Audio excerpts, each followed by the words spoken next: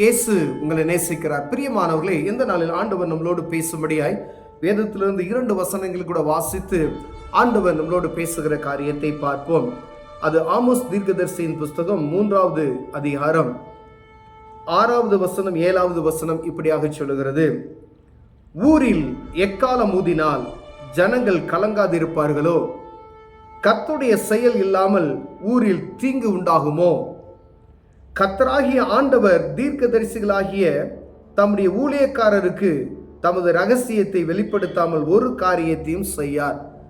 பிரியமானவர்களே, ஊரில் எக்காலம் ஊதினால் ஜனங்கள் கலங்காதிருப்பார்களோ?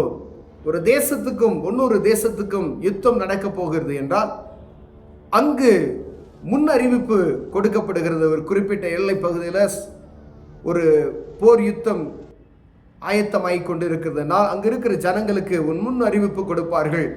எக்காலம் ஊதும். பழைய காலத்தில் எக்காலம் ஊதி ஜனங்கள் யுத்தத்துக்கு ஆயத்தப்படுத்துங்கள் என்கிற அந்த காரியத்தை நாம் அறிந்திருக்கிறோம்.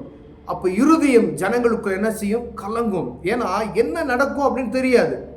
யுத்தம், மரணங்கள் நேரிடும், பொருளாதார பாதிப்பு உண்டாகும், பலவிதமான காரியங்கள், எத்தனை விதமான மன உளைச்சல்கள், அநேக காரியங்கள், சாதாரண மக்கள் இருந்து பாதிக்கப்படும், பெரிய மக்கள் வரைக்கும் பாதிக்கப்படும். யார் மேல என்ன நடக்கும், என்ன ஒரு காரியம் யாருக்கு சொல்ல முடியாது. அப்படிப்பட்டதான ஒரு காரியம் எக்காலம் ஊதும் போது ஜனங்கள் கலங்காதிருப்பார்களோ? அதே போலதான் ஆண்டவர் சொல்லுகிறாரு, கர்த்தருடைய செயல் இல்லாமல் ஊரில் தீங்கு நடக்குமோ? ஒரு தேசம் இருக்கிறது, இந்திய தேசமா இருக்கலாம், ஒரு மாநிலமா இருக்கலாம், ஒரு பகுதியாய் ஒரு ஊரா இருக்கலாம், ஒரு மாவட்டமா இருக்கலாம், இல்ல ஒரு தெருவா இருக்கலாம். அங்கு ஒரு தீங்கு உண்டாக போகிறது என்றால் அது கர்த்தருடைய செயல் இல்லாமல் இருக்குமா? பாருங்க, கர்த்தருடைய செயல் இல்லாமல் ஊரில் தீங்கு உண்டாகுமோ? அப்போ பட்டணத்துல, தேசத்துல, ஊர்ல, நாட்டுல, குடும்பத்துல ஒரு தீங்கு உண்டாகுது என்றால் அந்த தீங்குக்கு ஒரு காரணம் இருக்கும். அப்ப தேவன் விரும்பாத, அருவருக்கத்தக்கதான ஒரு காரியம் ஒரு குடும்பத்திலிருந்து நம்ம ஆரம்பிப்போமே. ஒரு குடும்பத்தில் ஆண்டவருக்கு விருப்பமில்லாத செயல் நம்ம அடுத்து செய்து கொண்டே இருப்போமே. ஆனால் ஆண்டவர் அங்கு கோபாக்கினியை ஊற்றும் பொழுது அங்கு தீங்கு உண்டாகும் என்று பார்க்கப்படுகிறது. பிரியமானவர், ஏன்னா ஆண்டவருக்கு தெரியாதபடி இருக்காது.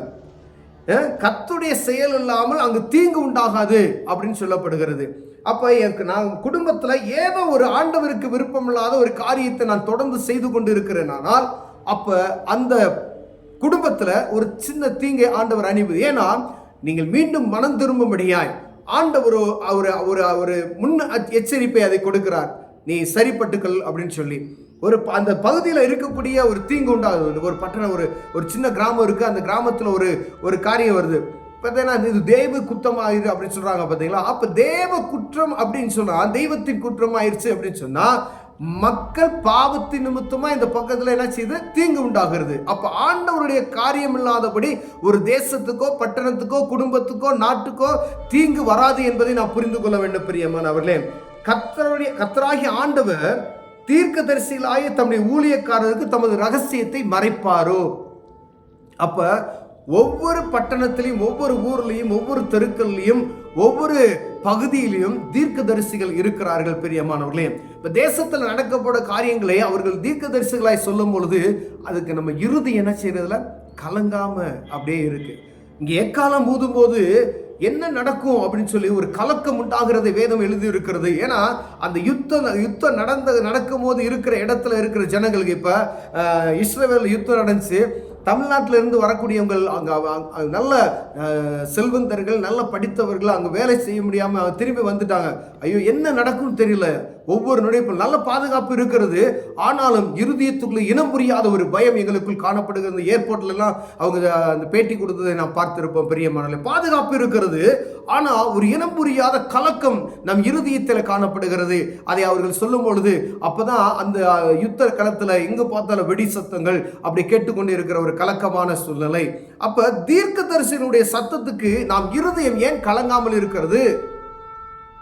எக்காலம் ஊதுகிறதுக்கும் தீர்க்கதரிசனுடைய வார்த்தைகளுக்கும் ஆண்டவர் ஒரு இணைப்பை வைத்திருக்கிறது நாம் பார்க்க முடிகிறது. பிரியமானவர்களே, அங்கு யுத்தம் நடக்கும் போது, நடக்கிறதுக்கு ஆயத்தமாகும் போது பறைசாற்றப்படுகிறது. ஆனா இங்க ஒரு தீங்கு அனுபவம் வரப்போகிறது, நீ எச்சரிக்கையா இருந்துக்க. இப்ப ஒரு டேம்ல இருந்து தண்ணி திறந்து விடுறாங்கன்னு வச்சுக்கோங்களேன், முன்னாடி குளிக்கிறாங்க, அந்த ஒரு மூணு தடவை அந்த அலாரம் அடிக்கும். அதுக்குள்ளே நீங்கள் என்ன செஞ்சுருங்க, ஜனங்கள் தண்ணிக்கிட்ட இருந்தீங்கன்னா, ஆற்றுக்கிட்ட இருந்தீங்கன்னா வெளியே போயிருங்க அப்படின்னு சொல்லி டேமில் தண்ணி திறக்கிறதுக்கு முன்பதாய் அந்த அலாரம் சங்கு ஊதுவாங்க. அதெல்லாம் எச்சரிப்பின் செய்தி. அதே போல் ஒருவேளை அது மீறி அங்கே இருக்கிறவங்க என்ன செஞ்சிடறாங்க, தண்ணியில் இழுத்துட்டு போயிடுறாங்க. எத்தனை பேர் நம்ம செய்திகளில் நம்ம கேட்குறோம், குளித்து கொண்டு இருக்கும்போது திடீர்னு தண்ணி திறந்து விடப்படுகிறது, இதெல்லாம்.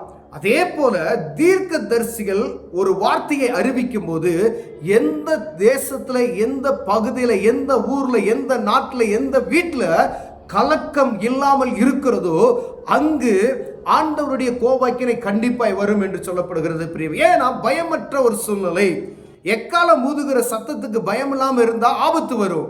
அதே போல தீர்க்கதரிசிகள் தீர்க்க தரிசனம் உரைக்கும் பொழுது அந்த தீர்க்க தரிசனை கொடுத்து கலங்காமல் இருக்கிறோம். நல்ல தீர்க்க தரிசனம், ஆண்டவர் இந்த தேசத்தை ஆசீர்வதிக்க போகிறார் அப்படின்னு சொன்னா அது சந்தோஷமான ஒரு செய்தி. ஆனா தேசத்துக்கு எப்படிப்பட்டதான ஒரு பாதிப்பு வரப்போகிறது. ஜனங்கள் எல்லாரும் ஆண்டவர் சமூகத்தில் துதிங்க, ஆண்டவரை மகிமைப்படுத்துங்க அப்படின்னு சொல்லும் பொழுது ஏதோ ஒரு சம்பவம் நடக்க போகிறது. அது எங்க நடக்கும் என்பது யாருக்கு தெரியாது. ஆனா அதற்கு முன்கூட்டியே கலங்கினவர்களாய் இருதயத்தில் பயத்தோடும் நடுக்கத்தோடும் தேவ சமூகத்தில் அந்த காரியத்தை தடுத்து நிறுத்துவதற்கு பயம் பக்தியோடு தேவ சமூகத்தில் கடந்து வருவதற்காக தீர்க்கதரிசியுடைய வார்த்தைக்கு செவி கொடுக்கும்படியாய் நடுங்கும்படியே ஆண்டவர் விரும்புகிறார். பிரியமானவர்களே, தீர்க்கதரிசியுடைய சத்தத்துக்கு செவி கொடுக்காதபடிக்கு, ஏன்னா அவங்களுக்கு மறைவான ஒரு காரியம் உண்டோ என்று ஆண்டவர் சொல்லுகிறார். கர்த்தராகிய ஆண்டவர் தீர்க்கதரிசிகளாகிய தம்முடைய ஊழியக்காரருக்கு தமது ரகசியத்தை வெளிப்படுத்தாமல் ஒரு காரியத்தையும் செய்யார். தேசத்துல ஒரு காரியம் நடக்கப்படுது, ஆண்டவர் சொல்றார் தீர்க்கதரிசிட்ட. அப்ப உங்க குடும்பத்துல இருக்காருன்னா தீர்க்கதரிசி ஏதோ ஒரு காரியம், எச்சரிக்கையா இருந்துக்கங்க, கவனமா இருக்க அப்படின்னு சொல்லுவாங்க. நம்ம என்ன செஞ்சோம், அசால்ட்டா அவ்வளவுதான் ஏதோ சொன்னாரு அப்படின்னு சொல்லி. ஆனா அதை குறித்ததான கலக்கமற்றவர்களாய் நாம் காணப்படுகிறோம் என்று வேதம் சொல்கிறது. பிரியமானவர்களே, ஆண்டவர் விரும்புகிறது தீர்க்கதரிசிகள் தீர்க்க தரிசனம் உரைக்கும் பொழுது நாட்டை குறிச்சோ, ஊரை குறிச்சோ, வீட்டை குறிச்சோ, ஏதோ ஒரு பகுதியை குறிச்சோ, இங்கு இப்படிப்பட்டதான காரியத்தை நடக்குவதற்கு, அதை தடுத்து நிறுத்துவதற்கு நீங்க எல்லாம் ஜெபிக்கணும்னு சொல்லி ஒரு அழைப்பு கொடுக்கப்படுகிறது. அங்கு அந்த காரியத்தை குறித்து ஒரு கவலையற்ற இருப்போம். என்னால் பாருங்க, ஒரு ஜெபம் அப்படின்னு சொன்னா யாரும் வர மாட்டாங்க. ஆனா ஒரு கல்யாணம், ஒரு ஃபங்க்ஷன்னா என்ன செய்யும், எல்லாம் எப்படியாவது கடந்து சென்றுவோம். ஆனா தேச திறப்பில் இருப்பதற்காய் ஜனங்கள் ஒருவரும் கூடுகிறது கிடையாது. ஆண்டவர் பிள்ளைகளே கூடுகிறது கிடையாது. ஏன்னா மனசுல கல்லான இருதயங்கள் உடைந்து, கல்லான இருதயம், சதையான இருதயம் போய் கல்லான இருதயம் மாறிவிட்டது. யாருக்கு என்ன நடந்த நமக்கு என்ன அப்படின்ற மாதிரி ஆண்டவர் ஆனா அப்படி நம்மளை உருவாக்கவில்லை. பிரியமானவர்களே, திறப்பில் இருக்கும்படியே ஆண்டவர் நம்மளை அழைக்கிறார். தீர்க்கதரிசியுடைய சத்தத்துக்கு செவி கொடுத்து, ஐயா இந்த வருஷம் இப்படிலாம் நடக்க போகிறது அப்படின்னா அந்த காரியத்தை குறித்து அந்த ஆண்டு முழுவதும் செபிக்கிறவர்களை நாம் காணப்படுகிறோமா? நமக்கு தீர்க்கதரிசிகள் ஒரு அநேக குடும்பத்துக்கு கிறிஸ்தவர்களாய் இருக்கிறோம், தீர்க்க தரிசனம் என்றால் என்ன அப்படின்னே தெரியாது. எத்தனை பேருக்கு தெரியும்? ரட்சிப்பின் அனுபவத்திற்கு தீர்க்க தரிசனங்களை பற்றி தெரியும். இல்லைன்னா குறி கேட்கறது போல தீர்க்க ஏதாவது சொல்லுவாங்களா அப்படின்னு கேட்பாங்க. ஆனா தீர்க்க தரிசனமே என்ன என்று தெரியாத கிறிஸ்தவர்கள் குடும்பங்கள் எத்தனை இருக்கிறார்கள் என்பதை நாம் புரிந்து கொள்ள முடியும். எவ்வளவு பேர் இருக்கிறாங்க தேசத்துல. தீர்க்க தரிசனத்தை குறித்ததான கவலையற்று இருக்கிற ஜனங்கள் எவ்வளவு பேர் தீர்க்க தரிசனம் என்ன என்று தெரியாதபடி இருக்கிறாங்க. முன்னாடி பின்னாடி நடக்க போகிற ஒரு காரியத்தை, வரப்போகிற காரியத்தை முன்கூட்டி அறிவிக்கக்கூடிய ஆண்டவருடைய சத்தத்துக்கு பேர் தீர்க்க தரிசனம். நடக்க போகுது, நீ எச்சரிக்கையா இருந்து தேவ மனிதர்களை கொண்டு சொல்லுகிறதா தீர்க்க தரிசனம். அந்த தீர்க்க தரிசன வார்த்தை வரும் பொழுது அதுக்கு நம் இருதயம் ஜெபிக்கிறதா, பதட்டப்படுகிறதா, அதை தடுத்து நிறுத்துவதற்கு என் உள்ளம் என்ன செய்கிறது, அதுதான் ஆண்டவர் பார்த்து கொண்டிருக்கிறார். ஏன்னா அவருக்கு பிரியமான காரியம் ஜெபிக்கிற பிள்ளைகள். இந்த காரியத்துக்கு திறப்பில் இருக்க ஒருவனை காணோம் என்று அங்கலாய்த்து இருக்கிறார். பிரியமானவர்களே, அதுக்கு தான் ஆண்டவர் சொல்லுகிறார், தீர்க்க ரகசியம் இந்த எக்காலம் போது ஜனங்கள் கலங்காது இருப்பார்களோ, என் தீர்க்க தரிசிக்கு எந்த ஒரு காரியத்தை மறைக்காது இருப்பனோ, அப்படி நான் இருக்கும் பொழுது தீர்க்கத்தினுடைய சத்தத்துகளுக்கு செவி கொடுக்காமல் இருக்கிறீர்களே. தீர்க்க தரிசிகள் உரைக்கும் பொழுது அந்த காரியத்துக்கு ஜெபிக்கும்படியாய் கூடி வாருங்கள். என்ன சொன்னாரு? அந்த காரியத்துக்காய் ஜெபிப்போம். வாக்குத்தத்தத்துக்காய் வருடம் மூலம் ஜெபிக்கிறது போல தேசத்துக்காய், தேசத்தில் நடக்க போகிற காரியத்தை தடுத்து நிறுத்துவதற்காய், நன்மையான காரியங்கள் நடப்பதற்காய் தேவ சமூகத்தில் கண்ணீர் விட்டு ஜெபிக்கும்படி ஆண்டவர் அழைக்கிறார். பிரியமானவர்களே, ஒருவேளை இந்த தீர்க்க தரிசனத்தை அறியாமல் இருப்போம். ஆண்டவரே, தீர்க்க தரிசனத்துக்காக நாங்கள் ஜெபிக்கணும் ஐயா, வருகிற தேவ மனிதருடைய சத்தத்துக்கு நாங்கள் செவி கொடுத்து, பட்டணத்தில் இப்படி நடக்க போகிறது, தேசத்தில் இப்படிப்பட்டதான காரியம் நடக்க போகிறது, அப்படிப்பட்டதான காரியங்களை தடுத்து நிறுத்துவதற்கு மற்ற ஜனங்களுக்கு தெரியாது, ஆனால் ஆண்டவருடைய பிள்ளைகளுக்கு தெரியும். ஆண்டவர் சொன்ன அந்த வார்த்தைகள் அப்போ ஒருவேளை அது தவறான ஒரு ஆபத்தான ஒரு காரியம் தேசத்தில் நடக்க போகுதுன்னா, அந்த ஆபத்து நடக்காதபடிக்கு கரத்தை நோக்கி ஆண்டவர் சமூகத்தை நோக்கி, ஆண்டவரே இந்த காரியம் நடக்கக்கூடாது, எங்க பட்டணத்தில் தீங்கு வரக்கூடாது, ஜனங்கள் யாரும் அழிந்து போகக்கூடாது என்ற காரியத்துக்காக நாம் ஜெபிக்கிறவர்களாய் அழைக்கப்படும்படியா ஆண்டவர் தீர்க்க தரிசனத்தை குறித்து நம்மளோடு பேசிக் கொண்டிருக்கிறார். பிரியமானவர்களே, அப்ப தீர்க்க தரிசனம் என்னன்னு அறிஞ்சுக்கணும். அப்ப தீர்க்க தரிசனுடைய சத்தத்துக்கு நம்ம செவி கொடுக்கணும், அதை அற்பமா எண்ணாதபடிக்கு.